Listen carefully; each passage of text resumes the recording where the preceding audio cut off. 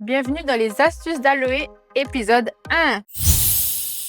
Ici, on ne copie pas les routines.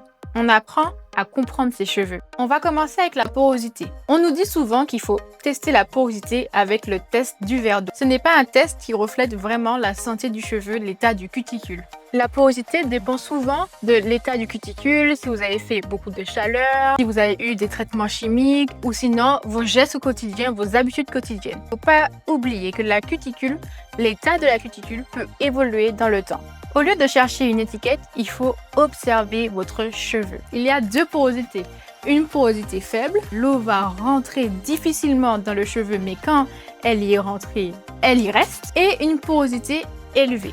À ce moment-là, l'eau va rentrer facilement dans la fibre capillaire, mais elle va s'évaporer tout de suite. C'est pour ça que les gestes et les habitudes quotidiennes sont importantes à observer. Si vous avez les porosités faibles, il faudra utiliser une texture légère comme des laits capillaires et ouvrir vos cuticules avec de la chaleur comme les bonnets chauffants.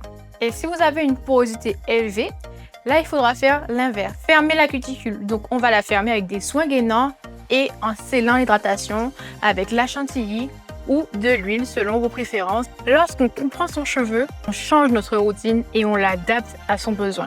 C'était Fiona dans les astuces d'Aloé.